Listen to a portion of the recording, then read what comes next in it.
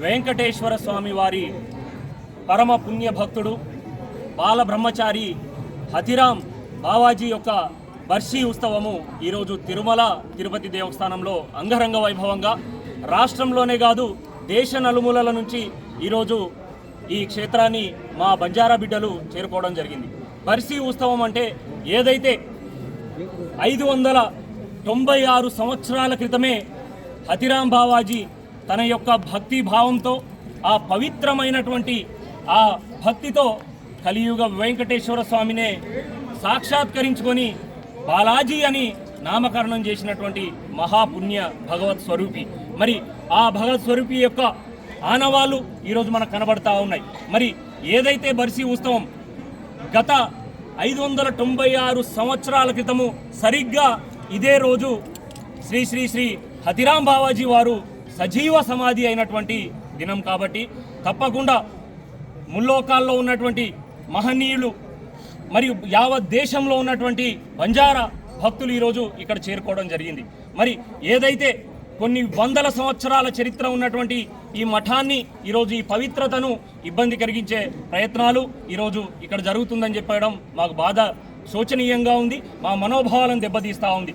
ఒకవైపు ఏదైతే అతి ప్రాచీనమైనటువంటి అతి పురాతనమైనటువంటి అతి పవిత్రమైనటువంటి ఈ స్థలంలోనే కలియుగ వెంకటేశ్వర స్వామి బాలాజీతో ఏదైతే బాలాజీ హతిరాం బాలాజీతో ఆటలాడి పాచికలాడి ఆ భక్తితో భగవంతున్నే ఓడించినటువంటి మహనీయ అంత గొప్ప మహాత్ముడైనటువంటి ఆ మఠాన్ని ఆ ఆనవాళ్ళని అతను ఆడినటువంటి ఆ చరిత్రను చెరిపేసే ప్రయత్నాలు ఈరోజు కొంతమంది పాలకులు చేస్తూ ఉన్నారని తెలిసింది. మరి ఏదైతే యావత్ బంజారా భారతదేశంలో ఉన్నటువంటి 17 కోట్లకు పైచిలకు ఉన్న బంజారాల తరపున హతిరాం బావాజీ క్షేత్రాన్ని రక్షించుకోవాల్సిన బాధ్యత మా పైన ఉందని తెలియజేస్తా ఉన్నాం. ఇక్కడ ఉన్నటువంటి ప్రభుత్వ ముఖ్యమంత్రి వర్యులు గౌరవ నారా చంద్రబాబు నాయుడు కావచ్చు, డిప్యూటీ ముఖ్యమంత్రి వర్యులు పవన్ కళ్యాణ్ గారికి కూడా చేతులు జోడించి మా భారతదేశ బంజారాల తరపున మేము వేడుకుంటా ఉన్నాము. దయచేసి ఈ మఠాన్ని కూల్చే ప్రయత్నాన్ని ఆపండి.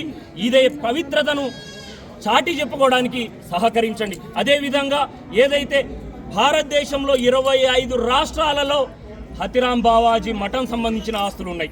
మరి ఆ వేల కోట్ల ఆస్తులు వందల వేల ఎకరాల మఠం భూములను రక్షించడానికి కూడా ఇక్కడ ఉన్నటువంటి ప్రభుత్వము ఒక హైకోర్టు చీఫ్ జస్టిస్ ఒక కమిటీని ఏర్పాటు చేసి అధ్యయనం చేసి ఆ మఠం పరిరక్షణకి సహకరించాలని కూడా తెలియజేస్తా ఉన్నాం. అదేవిధంగా టీటీడీ పాలక వర్గంలో బంజారా వంశస్థులకు ఏదైతే బంజారా సాధు సంతులు మా వారిని ఏదైతే టీటీడీ పాలక వర్గంలో చేర్పించి స్థానం కల్పించి ఆ బాధ్యతను కూడా రాష్ట్ర ప్రభుత్వం చేరుకోవాలని చెప్పేసి తెలియజేస్తా ఉన్నాం. అదేవిధంగా ఏదైతే భగవత్ స్వరూపుడైనటువంటి హతిరాం బాలాజీయే ఇక్కడికి వచ్చేసి కూర్చొని తన జీవితం అంతా ఇక్కడే సేవలు అందించారు కాబట్టి ఆ హతిరాం బావాజీ మఠం మరియు అదే బంజారా హతిరాం ట్రస్ట్ పేరిట ఒక ట్రస్ట్ బోర్డును ఏర్పాటు చేసి రాష్ట్ర ప్రభుత్వము మరి అదేవిధంగా కేంద్ర ప్రభుత్వము ఒక 100 కోట్ల రూపాయల నిధులు కేటాయించి ఆ ట్రస్ట్ బోర్డుల ద్వారా ఇక్కడ అభివృద్ధి కార్యక్రమాలను చేయాలని చెప్పేసి కూడా మేము బంజారా సమాజం నుంచి వేడుకుంటా ఉన్నాం.